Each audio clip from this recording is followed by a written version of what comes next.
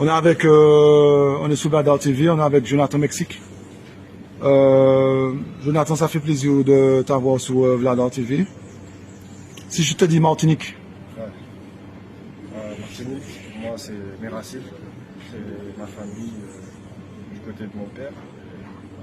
Voilà, c'est important pour moi. Ok. Jonathan, comment est-ce que tu peux dire déjà tes débuts dans le foot, tes débuts, comment ça s'est passé? Voilà, j'ai commencé à l'âge de 5-6 ans, voilà, pour s'amuser avec les copains, et après j'ai pris goût, et puis j'ai très rapidement eu le rêve de devenir professionnel, et j'ai suivi le parcours jusqu'à signer professionnel. Tu es passé par les équipes de France. Quand on passe par les équipes, de France, U16 dans les catégories jeunes, qu'est-ce que tu as ressenti à ce moment-là? Est-ce que tu te rappelles quand tu étais en équipe de France, comment c'était? Ouais, c'est une fierté. On joue pour le pays, l'équipe nationale. Quand on est jeune, ça fait rêver. On se voit finir là-haut comme nos aînés. Et voilà, c'était une fierté. Et pourquoi tu n'es pas arrivé, tu n'as pas passé au moins les espoirs, U20, ça a été difficile certains moments bien? Bah après, il y a eu des opportunités qui ne sont pas ouvertes à moi. Il a fallu redescendre un peu d'échelon. J'ai pas pu faire mes premiers pas en Ligue 1, donc à un moment les portes se referment et voilà. Au moment où tu étais à Monaco, C'est ça. tu peux parler du séjour à Monaco? Ouais, bah, ça s'est bien passé. J'étais au Mans et le Mans a déposé le bilan et Monaco m'a recruté. Et j'ai passé une saison entière avec les groupes professionnels, plusieurs fois convoqué en Ligue 1, mais j'ai jamais eu. Le coach m'a jamais laissé l'opportunité de jouer, donc ensuite je suis parti en prêt. Tu n'as même pas la Coupe de France, même pas la Coupe de la Ligue, même pas un match amical? Si, les matchs amicaux, pendant la pré-saison, tout ça, j'ai fait, mais en Coupe de France, Coupe de la Ligue, j'ai été sur la feuille de match, mais sans jamais rentrer, donc c'est une frustration pour moi. D'accord. Donc on va dire Monaco, ça va pas rester dans les annales de ta vie, au fait. Si, pour moi, je suis parti, c'est la première fois que je quittais. Dans les annales de ta vie, au fait. Si, pour moi, je suis parti, c'est la première fois que je quittais le domicile familial. Ah, d'accord. J'ai passé quand même des bons moments, c'est quelque chose qui m'a servi. Après, j'ai le regret de ne pas avoir pu faire mes débuts en professionnel dans le club, mais c'est une bonne expérience pour moi. Et après Monaco? Après Monaco, j'étais toujours avec Monaco, mais j'ai enchaîné les prêts au Red Star, ensuite en Belgique, à Tours et à Cholet. D'accord. En national. Et depuis combien d'années tu es à Châteauroux maintenant? Là, c'est ma deuxième saison. Et ça se passe bien? Ouais, personnellement, ça se passe bien. Je joue presque tous les matchs depuis que j'y suis, donc ça se passe bien. Parce que je vais le dire à ceux qui nous écoutent, en fait, je regarde tes statistiques et je vois que tu joues assez régulièrement. On le dit, hein, tu es titulaire à Châteauroux. Hein. Est-ce que le fait que tu es titulaire à Châteauroux, même si c'est national, tu te dis, bon, c'est au moins eux, ils me font jouer, au fait. Ouais, c'est le plus important. C'est important déjà de pouvoir jouer, parce que c'est dans le jeu qu'on prend du plaisir. Donc quand tu joues pas, c'est compliqué. Mais là, ça fait 2 saisons que j'y suis, donc je joue, donc c'est plus important. Tu te rappelles de Châteauroux Paris Saint-Germain, le match de Coupe de France? Tu as joué contre Kylian Mbappé? Non. Il n'était pas là contre. Aucun des trois. Aucun des trois n'était là. Mais ça t'a fait quoi de jouer contre le Paris Saint-Germain? C'était un bon moment. Ouais. Jouer contre ce qui se fait de mieux presque en France. Des joueurs qui jouent régulièrement à la Ligue des Champions, qui sortaient de la Coupe du Monde, donc c'était un match spécial. Et j'ai vu que c'était le stade de Châteauroux, il était plein. Hein. Il était plein. En national, il n'est pas plein comme ça, non? Non, il n'est jamais plein. Il est jamais plein. Il était plein. Avec tout ce qu'il y avait autour, les journalistes, les supporters parisiens, donc c'était un bon match à jouer. D'accord. Et Châteauroux, tu n'as jamais mis des bâtons dans les roues pour t'empêcher de venir? Non. Ça s'est toujours bien passé. Ok. Sous ton contrat, non, tu n'as pas fait une demande pour être libéré, non? Moi, j'ai pas fait de demande. Mais bon, ça va, le président, le directeur technique, Voilà, le coach aussi, ils m'ont laissé venir, ils savent que c'est quelque chose qui est important D'accord. pour les joueurs à la sélection. Donc, Ok. voilà. Maintenant, on va parler de la sélection de Martinique. Hein. Ton approche, elle a été comment? Comment on t'a approché? On m'avait déjà approché quand j'étais à Cholet. C'était à 3-4-35, mais ça n'avait pas pu se faire. Et l'année dernière, quand j'ai signé à Châteauroux, j'étais avec Kevin Fortuné. D'accord. Et Kevin m'a mis en relation avec le coach. Et voilà, ça s'est fait naturellement. Châteauroux, t'as jamais mis des bâtons dans les roues pour t'empêcher de venir? Non, ça s'est toujours bien passé. Ok.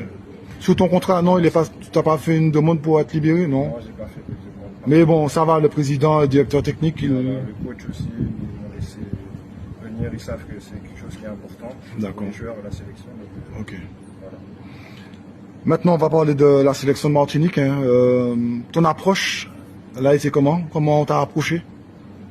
On m'avait déjà approché quand j'étais à Cholet.